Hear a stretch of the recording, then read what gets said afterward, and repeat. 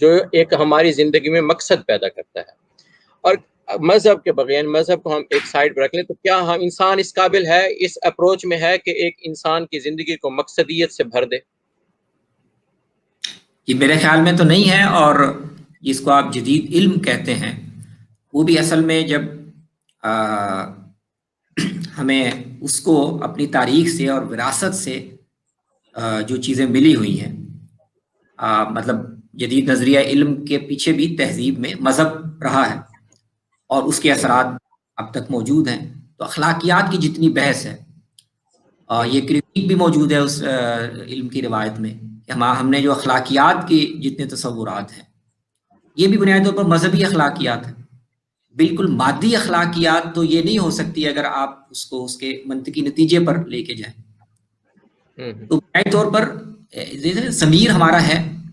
لیکن اس ضمیر کو اخلاقیات کے عنوان سے ایک فلسفیانہ جواز، وہ تو یہ جو مادی علم ہے، یہ جو مادی تصور علم ہے، یہ تو کوئی اس کی بنیاد نہیں دے سکتا. اور اس پر گفتگو میں بھی موجود ہے. تو میرا خیال ہے کہ اس کا ادراک موجود ہے، اس کی ریئلائزیشن موجود ہے. تو ان بنیادی سوالات کو یا تو اوائڈ کیا جا رہا ہے، کیا جا سکتا ہے، اور یا ان کو کاٹ نیچے دیا جا سکتا ہے. اگر ان پر گفتگو کی جائے تو ماورائی ایک ماخذ کے بغیر ان کی کوئی صحیح فلسفیانہ بنیاد نہیں بتائی جا سکتی. نہیں بن سکتی. تو سر ہم جب ہمارا جو ٹاپک ریلیٹڈ ہے کہ تہذیبی ضروریات، یعنی جو جدید نظریہ علم ہے اور ہماری تہذیبی ضروریات، تو تہذیبی ضروریات کو تھوڑا سا واضح کریں کہ تہذیبی ضروریات، مادی ضروریات، روحانی ضروریات، سماجی، تو اس پہ تھوڑی سی روشنی ڈالیے. جی دیکھیں، تہذیبی جو صورتحال اگر ہم سامنے رکھیں تو وہ یہ ہے کہ جو ہماری تہذیب تھی ظاہر ہے وہ ہمارے نظریہ علم پر مبنی تھی. اور اس نظریہ علم پر مبنی ہونے کا مطلب یہ ہے کہ اس کے اندر اس یاد دہانی کے اگر انحراف ہو رہا تھا، کچھ زیادتیاں ہو رہی تھیں، کمی بیشی ہو رہی تھی، تو اس کی یاد دہانی کا ایک بنیاد موجود تھی، اور اس کی بنیاد پر اصلاح کی اور صحیح سمت میں آگے بڑھنے کے لیے ایک مسلم بنیاد موجود تھی. تو ان معنوں میں ہماری تہذیب ہمارے نظریہ علم پر قائم تھی. اب ایک ایسی تہذیب جو دنیا میں اس وقت غالب ہے اپنی سیاسی طاقت کی بنیاد پر، اپنی اقتصادی طاقت کی بنیاد پر، اس کی بنیاد تو اس نظریہ علم پہ ہے جس کی ہم بات کر رہے ہیں. جب اس کی بنیاد اس نظریہ علم پر ہے تو اس کا مطلب یہ ہے کہ تو کوئی تہذیب جو ہے وہ اپنے نظریہ علم کو اپنی مینیفیسٹیشنز میں لے کر آتی ہے. جو بھی پیدا کرتی ہے، چاہے وہ علوم ہو، چاہے وہ سائنس اور ٹیکنالوجی ہو، چاہے وہ سسٹمز ہوں، تو ان کا نظریہ علم اس کے اندر سرایت کیے ہوا ہوتا ہے. اور نظریہ علم آپ کی جو بھی نفسیات بناتا ہے، آپ کے جو بھی ذہن کے سوچنے کے سانچے بناتا ہے، وہ پھر وہ اس تہذیب کے ذریعے سے اور اس کے بنائے ہوئے سسٹمز کے ذریعے سے خود بخود پھیلتے ہیں. تو ہماری جو تہذیبی ضرورت ہے اس وقت وہ یہ ہے کہ ہمیں اس بات کا ادراک ہونا چاہیے، ہمیں اس کا شعور ہونا چاہیے کہ ہم ایک دوسری تہذیب میں رہ رہے ہیں. ہم ایک ایسی تہذیب میں رہ رہے ہیں جو ہمارے نظریہ علم پر قائم نہیں ہے، اور اس کے یہ اثرات ہیں، اس کی یہ مینیفیسٹیشن ہے جو ہمارے ارد گرد موجود ہے، ہم اس کے اندر رہ رہے ہیں. تو ہم اس سے نکل کر فوری طور پر کہیں چاند پہ تو نہیں جا سکتے، لیکن اگر کم سے کم ہمیں یہ شعور ہمارے اندر قائم رہے، زندہ رہے، اور اس شعور کو تقویت ملے کہ ہم یعنی ایک اجنبی تہذیب کے اندر رہ رہے ہیں جو ہمارے عقیدے، ہمارے نظریہ علم، ہمارے تصور تہذیب سے ہٹ کر بنی ہوئی ہے. تو میرے خیال میں سب سے اس وقت کی بڑی جو بنیادی ضرورت ہے، تہذیبی ضرورت، وہ یہ ہے کہ ہمیں اس کا ادراک ہو. ہمارے اہل علم کو ہوتا ہے جزوی طور پر مختلف پہلوؤں سے، لیکن ہماری نوجوان نسل کو، ہمارے ارد گرد وہ پورا جو معاشرہ ہے، یہ ادراک ہمیں ہو، بات کرنے والوں کو، تعلیم دینے والوں کو، میڈیا پر گفتگو کرنے والوں کو، کہ ہم ایک اس صورتحال سے دوچار ہیں، اور یہ کوئی ہم ایک یعنی جس صورتحال میں کھڑے ہیں یہ کوئی نیوٹرل صورتحال نہیں ہے. عام طور پر ہم جب اس نقطے کو نظر انداز کرتے ہیں کہ ہم ایک اپنی تہذیب سے نکل کر ایک دوسرے تہذیبی سانچے میں کھڑے ہیں، اس کا سب سے بڑا اثر یہ ہوتا ہے کہ ہم جو موجود چیزوں کو یا موجود میں جو چیزیں اسٹینڈرڈ مانی جا رہی ہیں، معیار مانی جا رہی ہیں، ان کو ہم ایک نیوٹرل سمجھ کر کہ وہ تو ایک انسانی ترقی کا یا انسانی ارتقاء کا ایک فطری نتیجہ ہے اور وہ نیوٹرل ہے، کوئی ان کے اندر کوئی قدر یا پیچھے کوئی خاص نظری علم کام نہیں کر رہا، اس طرح سے ہم لے رہے ہوتے ہیں اور یہ چاہ رہے ہوتے ہیں کہ ہمیں بھی اسی کو پورا کرنے اور اس تک پہنچنے کی دوڑ میں سبقت دینی چاہیے. ہم سست ہیں، باقی دنیا کے لوگ آگے چلے گئے، ہم پیچھے رہ گئے ہیں، تو ہمیں اس رفتار کو تیز کرنا چاہیے. میرے خیال میں سب سے بڑی تہذیبی ضرورت یہ ہے کہ ہم اپنی گفتگوؤں سے، اپنی فکر سے، تعلیم کے نظام سے، ابلاغ کے جتنے ذرائع ہیں ان کے ذریعے سے اس شعور کو پہلے زندہ کریں اور اس کو بیدار کریں کہ ہم اپنے اس پانی میں نہیں ہیں جس کے اندر رہنے کے لیے اگر ہم مچھلی ہوتے تو ہمیں پیدا کیا گیا تھا. ہم یا تو کسی دوسرے پانی میں آ گئے ہیں یا ہم خشکی پہ آ کے تڑپ رہے ہیں. اچھا سر، جیسے ابھی آپ نے فرمایا کہ ہمارا ایک نظریہ علم ہے، مسلم نظریہ علم، اور جو مغربی سماج ہے، جیسے ہم تہذیبی ضرورت کے حوالے سے آپ نے فرمایا، تو مغربی سماج کی بنیادیں اس نظریہ علم پہ ہیں جسے ہم لا یعنی قرار دے رہے ہیں، یعنی جس کے اوپر کوئی بنیادیں استوار نہیں کی جا سکتی،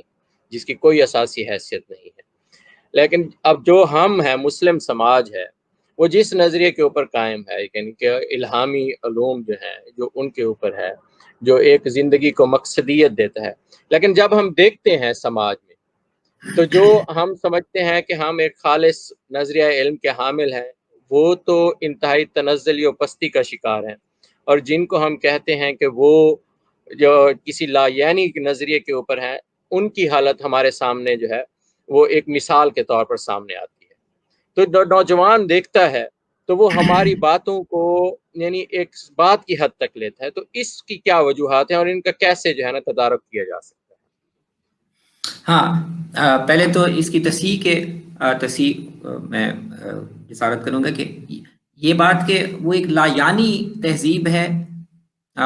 شاید یہ بات اس طرح سے نہیں کہہ سکتے.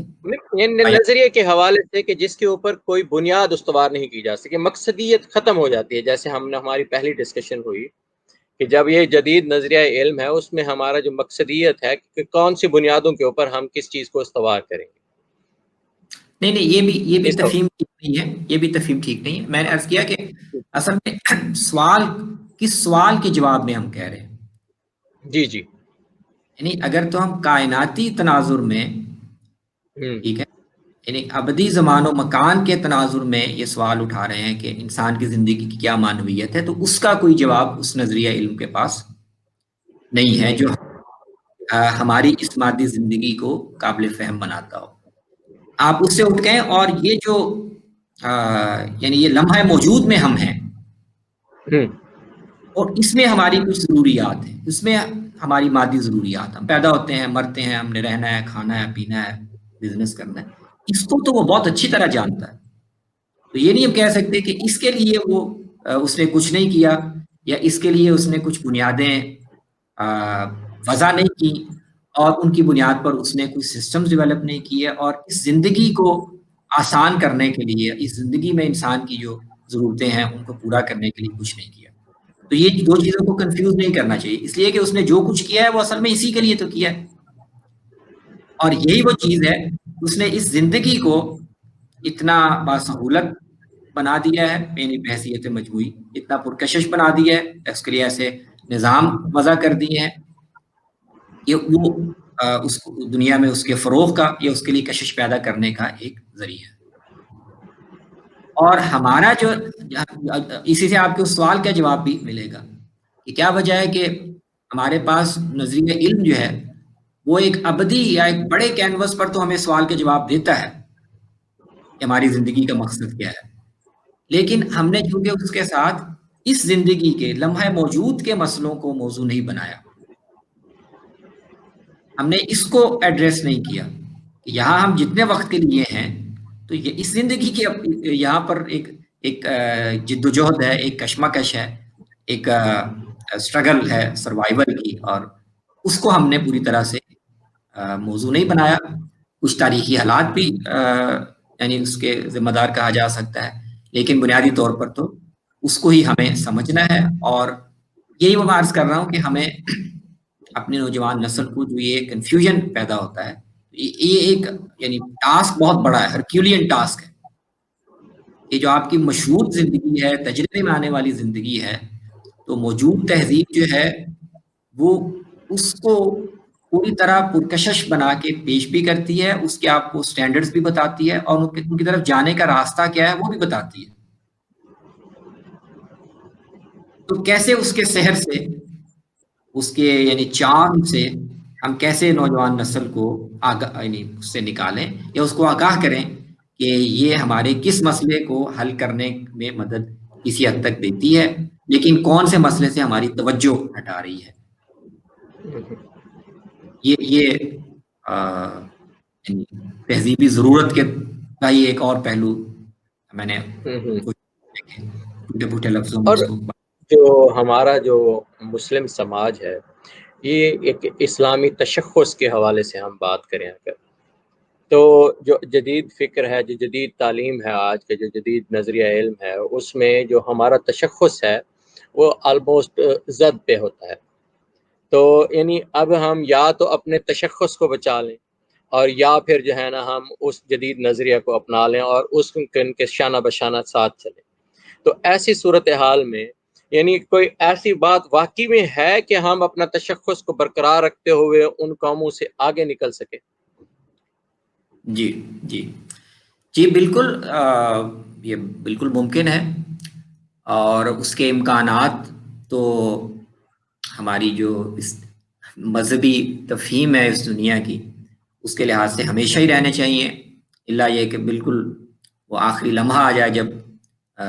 اللہ تعالیٰ نے اس نظام کو سمیٹنے کا فیصلہ کر لیا ہو. کیونکہ دنیا آزمائش کے اصول پر ہے، اور آزمائش کے لیے ضروری ہے کہ چاہے غلبہ باطل کا ہو تو گنجائش اس سے ہٹ کر سوچنے کی اور اس سے ہٹ کر کوشش کرنے کی ہوتی ہے. اس کو تلاش کرنا اور اس کو صحیح طریقے سے استعمال کرنا، یہ ہماری ذمہ داری ہے اور یہ ہماری آزمائش ہے. تو میرا خیال ہے کہ جو جدید تصور علم اور اس پر قائم تہذیب ہے، سب سے پہلے چونکہ ہم بات اس سے پھر یہاں سے شروع کرتے ہیں کہ پہلے اس کا شعور حاصل ہونے کی ضرورت ہے. جب تک ہمیں شعور ہی نہیں ہوگا کہ یہ ہم وہ تہذیب ہے کیا، اس کی اثر اندازی کے طریقے کیا ہیں، وہ کن اسلحہ سے وہ لیس ہے، تو اس وقت تک ہم متبادل راستے یا آگے نکلنے کے کوئی راستے دریافت نہیں کر سکتے. تو اس تہذیب کو اچھی طرح سمجھنا اور اس کے بنائے ہوئے علوم کی اور اس کے بنائے ہوئے جو پیراڈائمز ہیں ان کی ایک تنقید ڈیولپ کرنا، یہ میرے خیال میں نہ صرف ممکن ہے بلکہ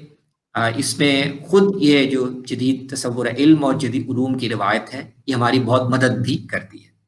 اس لیے کہ وہ ایک زندہ اور مستحکم روایت ہے. وہ خود بھی اپنی تنقید کرتی ہے، اس کو پتہ ہے کہ اس کی داخلی کمزوریاں کیا ہیں، مسائل کیا ہیں، اس کی فالٹ لائنز کہاں کہاں ہیں.